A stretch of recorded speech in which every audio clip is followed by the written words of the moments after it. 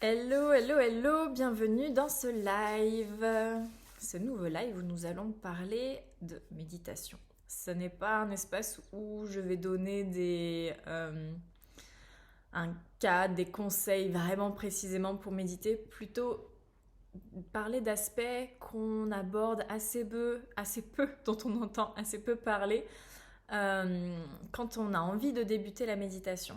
Ce qui se passe, c'est que peut-être que, coucou Liv, que tu as pu le voir quand je parle de l'école que j'ai montée, qui s'appelle Vivre éveillé, c'est qu'il y a des endroits où tu reçois des méditations. Hello. Et coucou. Et du coup, lorsque tu vois que je travaille avec les méditations, certaines personnes viennent me voir et me disent bah, Jade, je suis toujours pas arrivée à m'y mettre, ou alors je m'y mets, mais enfin, c'est pas si waouh que ça. Et il y a besoin de comprendre en fait pourquoi moi j'apporte cette notion que c'est intéressant de travailler avec la méditation, mais pourquoi tout le monde en parle en fait et comment ça fonctionne. On peut avoir envie de se mettre à la méditation pour différentes raisons. Et c'est important déjà que tu sois au clair sur qu'est-ce que je veux, qu'est-ce que je recherche avec la méditation. Et coucou.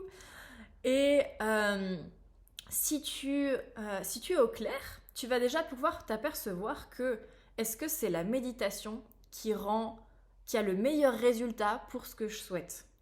Est-ce que c'est de l'apaisement? Est-ce que je cherche une espèce d'expérience un peu spirituelle parce que la méditation te fait toucher à des autres sensations, une autre vision du monde?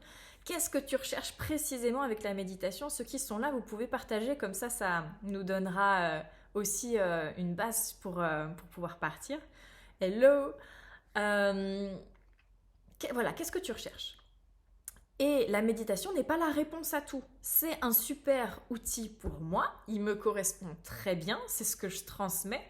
Je vais donner un stage en début juillet où il y aura pas mal de méditation. Mais ce n'est pas la réponse à tout. C'est peut-être pas le meilleur outil pour toi. Et il faut commencer par poser la base. Oui, c'est super, mais qu'est-ce qui est le mieux pour toi? Ensuite, c'est intéressant, je trouve, de tester parce que tu risques pas grand-chose en fait en méditant. Et ça, c'est important de l'avoir à l'esprit. C'est que moi, des fois, j'ai des réponses, coucou, sur le fait de ouais, non, mais méditer, c'est trop dangereux. On a fait pire quand même. Hein. Oui, il y a l'idée que ça peut te faire comme des cabanets, partir en sucette. Hello. Mais ça, il faut quand même remettre ça dans un contexte, c'est quand tu as des troubles psychologiques assez avancés, la méditation peut te déconnecter avec la réalité et si tu as des difficultés déjà à être connecté à la réalité, donc quand tu as un trouble psychologique selon lesquels ça c'est possible, euh, ça va comme aggraver ta propre difficulté. C'est tout. La méditation n'est pas dangereuse. Euh, on mange des choses beaucoup plus dangereuses que de la méditation. Enfin, je trouve que c'est légèrement exagéré ce truc quand même. Bref, ça c'est pour la base. Moi, je t'encourage à tester. Parce que qu'est-ce qui se passe? Ça te met, comme je te le disais, dans un autre état d'être, un autre état d'esprit. En fait, c'est un état modifié de conscience, mais léger, dont on peut même ne pas s'apercevoir, qu'on va dire, ça me détend. Et c'est là où, c'est vraiment cet endroit-là que j'ai envie. Après, on est à la limite du voyage astral. Oui, on peut aller hyper loin avec la méditation. Grâce à ça, c'est tout l'intérêt d'après.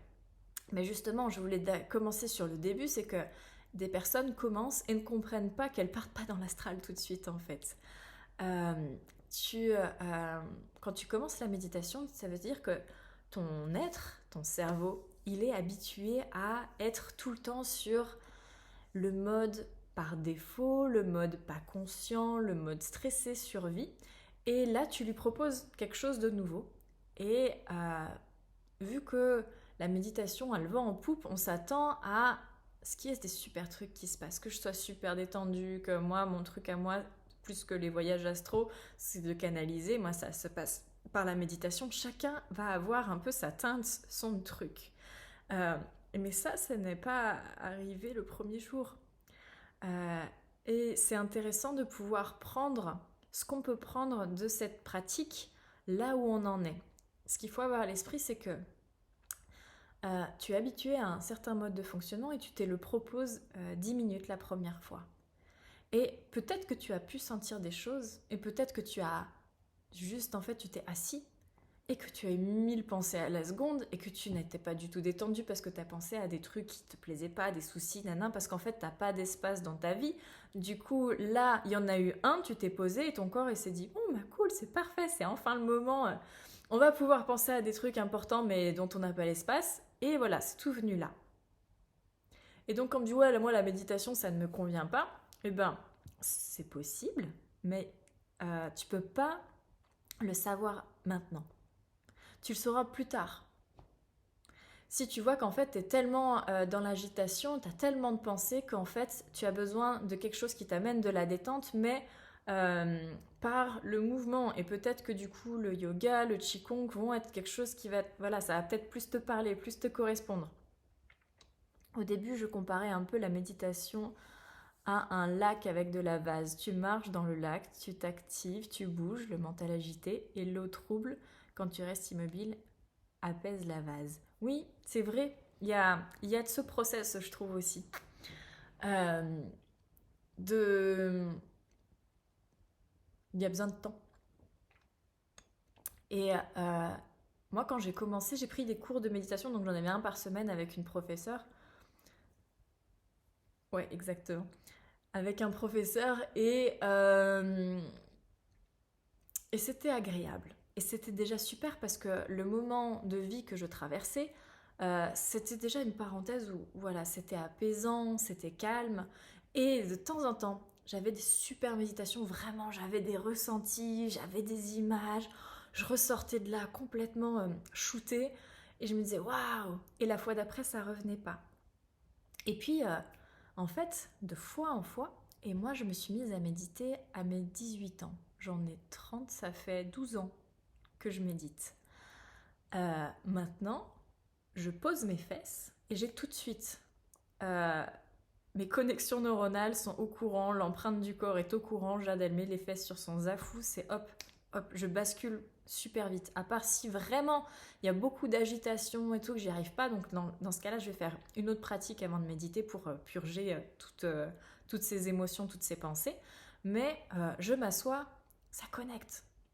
Parce que j'ai cultivé l'habitude. Parce qu'il y a eu un moment de ma vie où pendant 2 ans, c'était très très très calme, trop calme à mon goût. Et j'ai médité 1 heure chaque matin, tous les jours. Et là, j'ai commencé à canaliser des aides de lumière. Et là, il y avait ma vie. Enfin, je pense vraiment que l'univers a fait « Ok, on l'empêche de faire tout ce qu'elle a envie de faire. Bouge pas. » Comme ça, j'ai vraiment cultivé ce truc. Cet espace, c'est devenu vraiment une évidence. Et ça, c'est venu petit à petit. Et oui, au début, on n'a souvent pas le grand show. Et encore, je te disais, moi, la première année, j'ai eu quelques fois où vraiment je me suis sentie super bien. C'est un peu les... Voilà, ça arrive. Fais confiance quand tu vois que ça commence tu te sens peut-être de mieux en mieux. Tu as de plus en plus l'habitude. Et il est aussi question de... je te disais, de quoi tu as envie par la méditation. Et tu vas pouvoir t'orienter sur différents styles de méditation. Il y a les applis, genre Petit Bambou. Il y a juste être connecté à sa respiration. Il y a faire des pratiques très, pour moi, disciplinées, style Vipassana, du Zazen. Quel est ton objectif? Ne plus avoir de pensée, avoir vraiment une maîtrise de tes pensées. Est-ce que tu as envie de te balader dans l'astral? Est-ce que tu as envie, comme moi, de canaliser? De quoi tu as envie? Et ça va t'orienter vers différentes méditations. La méditation que je fais actuellement, c'est un mélange de, je pense, à peu près une dizaine de techniques, parce que j'ai essayé plein de choses, vu qu'en fait, simplement, ça me faisait du bien. Donc, c'était plaisant, donc ça m'intéressait. Et c'est normal qu'au début, ça soit posé un peu comme une discipline, parce que c'est nouveau, et qu'on n'aime pas le nouveau. Notre cerveau, il faut que ça soit dans de la routine. Maintenant, la méditation fait partie de ma routine, c'est facile. Mais au début, oui, Petit Bambou, c'est pas mal. T'as testé?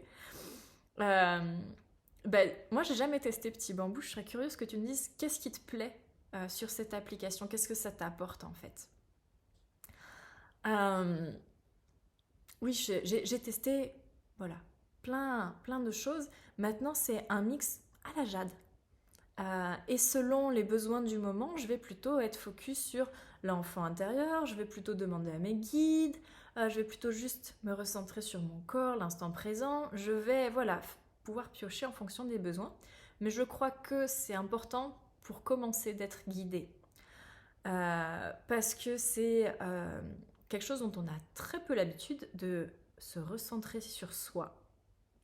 Et en plus, d'essayer de faire de la place parmi toute cette agitation mentale, toutes ces pensées. Et c'est beaucoup plus facile quand on est guidé, quand il y a une voix, quand voilà, quand il y a une histoire. Même j'avais une prof de yoga qui tapait sur un bol tibétain. Et en fait, à chaque fois, ça te ramène, ça te ramène, ça te ramène. C'est beaucoup plus facile que si tu n'as que le silence. Donc, à toi de trouver, selon ce que tu souhaites, encore une fois, la voie de passage et expérimente. Et aussi la fois que ça va arriver, c'est normal. J'ai eu une personne, ce live a été déclenché par une question d'une patiente qui m'a dit Jade, en fait, je me suis mise à la méditation un peu en me suivant, un peu en écoutant d'autres comptes parce que ça avait l'air bien. Elle a un certain stress, donc elle cherchait quelque chose d'apaisant. Mais voilà, enfin, en gros, c'est pas le nirvana, c'était pas ces mots, mais ça a été la question. Mais c'est normal, parce que tu n'es pas habitué à ça. Et au plus tu vas pratiquer, au plus ça va être le nirvana. Mais au début, c'est tout un nouveau monde qui s'ouvre. Et avant d'arriver aux trucs géniaux, il y a besoin de cheminer, de que ton corps y trouve par où ça passe. En fait, ce qui se passe, je ne suis pas calée sur l'aspect scientifique, mais on vibre un peu comme une radio, on va dire. On a une certaine fréquence dans le quotidien. Et lorsque l'on va méditer, on va atteindre une autre fréquence, voire des autres fréquences. Et c'est facile d'accéder aux autres fréquences quand tu as l'habitude, mais aussi, en fait, ça, ça fait aussi boule de neige, mais positivement, dans le sens où je médite souvent, donc je vibre souvent haut, donc c'est facile de vibrer haut. C'est un peu comme la méditation vient infuser ses bienfaits dans mon quotidien. Donc c'est plus facile. C'est comme si à la base, tu étais là et pour pouvoir accéder à la fréquence méditation, tu avais tout ce chemin à faire. Tandis qu'au fur et à mesure que tu médites, ça vient infuser dans ton quotidien. Donc voilà, maintenant je m'assois sur mon tapis, ça fait hop, il n'y a plus grand chose à faire. Donc il faut avoir aussi ça à l'esprit de ça vient se connecter un peu partout et il y a profondément une connexion d'habitude, de connexion neuronale. Ne lâchez pas au début, ne partez pas sur c'est pas fait pour moi parce que ça n'a pas marché en une fois. C'est juste normal, comme dans tout dans la vie, on devient bon et ça devient agréable quand on a cheminé. Mais vois déjà ce qui est d'agréable, ce qu'il y a d'agréable au début. Souvent, je fais ça dans le jacuzzi, ça me détend, je ne pense plus à rien. Ouais, c'est possible. Euh, Libre, il n'y a aucune forme. Le tout est de trouver la sienne. Mais je voulais dire autre chose que ça. Qu'est-ce que c'était J'ai perdu le fil. Euh, Il y a des bases pour moi par rapport à la méditation que je vais enseigner dans Vivre éveillé. Mais pour en donner déjà quelques infos pour que tu puisses te lancer si jamais c'est quelque chose que tu as envie d'expérimenter. On change quelque chose dans sa vie, je te le disais, avec la répétition. Donc moi j'invite toujours les personnes qui ont envie de tester de s'y mettre tous les jours pendant 25 jours. 25 jours, c'est vraiment quelque chose qui revient souvent dans les traditions où tu opères un réel changement dans, j'allais dire, dans ta matière, dans ce que tu es.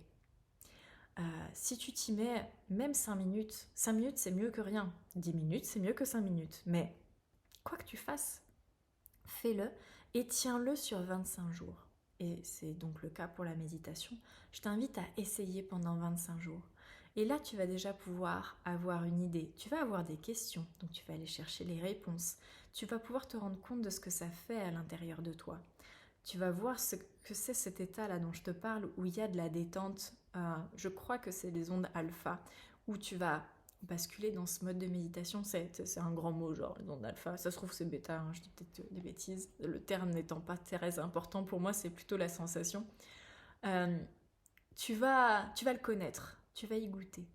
Tu vas sentir que dans ton quotidien, tu pars de plus en plus calmement au boulot parce que tu as fait ça avant le travail. Mets-le en place. Et ensuite, une autre base importante, c'est qu'on a 3 pôles énergétiques majeurs. On a le pôle ici plutôt intuitif, que moi j'appelle le pôle lumière. On va avoir le pôle cœur et le dantian, le pôle terre, enfin, en tout cas tout ce qui est d'être bien ancré. Et ça, c'est important dans notre culture, l'ancrage, de pouvoir vraiment garder. Je le disais au début, il y a certaines personnes qui disent que la méditation est dangereuse. Pour ceux qui ont des troubles psy, c'est possible parce qu'il y a déjà un ancrage qui est très faible, c'est-à-dire que la connexion à la réalité, elle est déjà pas vraiment là. Mais dans notre culture de façon générale, on n'est plutôt pas très ancré parce qu'on travaille beaucoup avec la tête. On pense, on est tout le temps stimulé, vraiment tout le temps vers le haut, quoi. C'est vraiment les yeux, le bruit, la cogitation dans tous les sens, tous les trucs auxquels penser. Ça nous met énormément dans notre mental. Et en plus, en France, on est hyper cartésien, donc encore plus dans le mental. Et donc, c'est intéressant. Pour moi, c'est une clé hyper importante si vous voulez commencer la méditation. C'est penser à l'ancrage. L'ancrage, c'est être présent. C'est sentir son corps. C'est prendre le temps, une fois que vous avez médité, de dire « je quitte cet état et je retourne dans le quotidien ». Pas « je retourne dans le quotidien encore tout perché » parce que là, vous allez vous faire mal, probablement. Comment est-ce qu'on peut cultiver l'ancrage? Ça fait vraiment partie de... En fait, Vivre éveillé, c'est découpé en 3 modules et il y en a, le premier, c'est à fond, corps, ancrage, parce que c'est notre base, quel que soit le travail spirituel qu'on fait, de pouvoir être solide dans le ici, maintenant, le quotidien avec le corps, pour ne pas se percher. Et donc, on va pouvoir l'avoir avec facilité, avec simplicité en tout cas, lorsqu'on va se balader en forêt, lorsqu'on est relié aux arbres, à la nature, lorsque l'on prend le temps, lorsque l'on est présent, lorsque l'on sent notre corps, lorsqu'on est focus sur notre respiration. C'est tout des choses qui vont pouvoir nous ancrer dans l'instant présent. J'ai vu qu'il y avait des questions. Est-ce qu'il y a des heures qui sont plus propices? Alors, oui et non. Ça dépend en fait. L'invitation est plus de trouver l'heure propice pour toi. Moi, je vais plutôt être du matin. Parce qu'en énergétique chinoise, c'est quand le yang monte. Donc, il y a toute l'énergie qui est là en train de se réveiller. Et donc, pour moi, il y a vraiment de la clarté. C'est facile d'être présente, mais c'est pas facile d'être présente si je viens juste de me lever. Moi, j'ai identifié que j'avais besoin d'avoir un truc dans le ventre parce que je suis pas très épaisse. Et l'ancrage, c'est pas ma zone de facilité. La nourriture va participer à m'ancrer. Donc je sais que je vais faire une méditation idéale à ce moment-là. Parce que j'ai expérimenté, parce que j'ai médité à toutes les heures du jour et de la nuit. Donc voilà, ma sœur, elle, qui pensait que comme la majorité des gens c'était plutôt le matin, et ben en fait elle s'est rendue compte que c'était plutôt dans la nuit, tard le soir. Parce qu'elle a expérimenté que elle, c'est plus avec son énergie que elle a une qualité de méditation qui est meilleure à ce moment-là. À toi d'expérimenter, il n'y a aucune, et surtout en méditation, je déteste quand les gens vont vraiment avoir un avis tranché, genre c'est dans telle posture, c'est à telle heure et c'est telle méthode, parce que c'est ton être qui compte en premier. Et c'est énormément tes ressentis, même pour ce qui est surtout pour ce qui est de l'ordre de la canalisation, que moi je vais pouvoir enseigner, encore une fois, dans Vivre éveillé ou dans les stages. Il y a une énorme place à, ok, t'as senti quelque chose, et ben donne-lui de la valeur, parce que si tu dis j'ai senti ça, mais je sais pas, peut-être je me suis trompée. Comment tu vas pouvoir un jour te servir vraiment de ce que tu es en train de cultiver grâce à la méditation, la canalisation et tout ça. Donc, teste, fais-toi confiance. Il y a 3-4 ans, après plusieurs mois de pratique méditative et un gros travail sur soi, j'arrivais à faire des voyages astraux de temps en temps, puis j'ai un peu malgré moi déconnecté avec ses habitudes. C'est pas... c'est normal, c'est habituel. On est... encore plus pour les femmes, mais on est très cyclique. Et il y a des moments où la nécessité est vraiment de cultiver ces énergies du haut, donc de s'ouvrir. Et l'astral, c'est vraiment quand tu es ouvert en haut. Et il y a un moment où c'est pas juste, où c'est plus la demande, la nécessité. Et du coup, il y a des moments de vie où du coup, tu vas vraiment plutôt retourner sur en bas. Pour peut-être que en fait, tu avais peut-être un peu perdu d'ancrage avec l'astral et que il y a ton système de sécurité intérieure et tes guides qui ont dit c'est bon, t'as vu, maintenant ça suffit. On retourne bien dans le corps, bien dans la matière et tu vas pouvoir y réaccéder encore mieux, encore plus fort. Moi, c'est vraiment des choses que j'ai pu observer. Il y a des moments de ma vie où je tape la causette au guide vraiment toute la journée. J'ai des intuitions de fou. Je me dis, waouh, la magie. Genre, ma vie, elle est ouf, elle est hyper spirituelle. C'est vraiment comme on le décrit. Et il y a des moments où je suis vraiment, j'entends pas beaucoup. Ça me demande beaucoup de travail pour m'élever. Et par contre, je suis vraiment sur travailler avec le corps. À ce moment-là, j'ai fait une formation sur la sexualité. Je me suis intéressée aux croyances limitantes sur l'argent, tout ce qui était vachement plus matière. Et après, quand je suis retournée, que ça s'est réouvert en haut, ça avait toute autre saveur parce que j'avais guéri, débloqué des choses en bas, je m'étais de nouveau ancrée. Donc c'est normal en fait que ça bouge. Et c'est plutôt bien en fait, je trouve. En ce moment, le Kundalini Yoga me correspond un peu plus. Bah, tu vois, Kundalini, c'est avec les 2 chakras du bas, donc c'était sûrement ça. D'où les énergies feu du Kundalini pour travailler l'ancrage. Merci Jade, avec plaisir. À tester pour les horaires. Et ben ouais, tu me diras, je suis curieuse de savoir. Je suis mon maître. Oui, oui. C'est précieux. Alors c'est toujours à double tranchant. Moi, vraiment, oui, c'est toi qui gères. Tu as énormément de valeur. Tes ressentis sont hyper importants. Tu peux avoir énormément de réponses par toi-même, par ta guidance. Cependant, attention, il y a toujours une vérif à faire. Moi, j'aime bien me dire que je me place sous le regard de quelqu'un. Moi, je suis accompagnée par différents coachs ou thérapeutes parce que on peut se tromper nous-mêmes. Et c'est pas pour rien qu'à la base, il y avait des maîtres dans les écoles. C'est parce que on peut facilement s'illusionner. Et l'ego, il est quand même assez badass. Et donc, je suis mon maître, oui et non. Vous me dites si j'ai besoin que j'approfondisse plus. Il faut que je vois. Merci. À bientôt. De rien et à bientôt. Voilà, j'ai fait le tour. Si vous avez d'autres questions, n'hésitez pas. Dans tous les cas, encore et encore, pour moi, expérimentez. Ne venez pas plaquer un avis genre c'est ça qu'il me faut, ça c'est la solution à tout le monde. Il y a des personnes qui ont testé quelque chose comme j'ai en tête il y a longtemps, j'avais rencontré une nana qui avait vraiment eu des grandes ouvertures en partant voyager seule. Et c'était sa solution à tout. Dès que quelqu'un venait confier un problème, c'était « Pars voyager seule !» Ça a été ta solution à toi. Oui, c'est super, ça marche bien. C'est pas forcément une solution universelle. Oui, la méditation, c'est ma came. Oui, on fait ça dans mes programmes. Et encore, je crée aussi l'espace de façon à ce que si vous ne méditez pas ou que si vous n'avez pas envie de méditer, ça marche complètement. C'est un plus.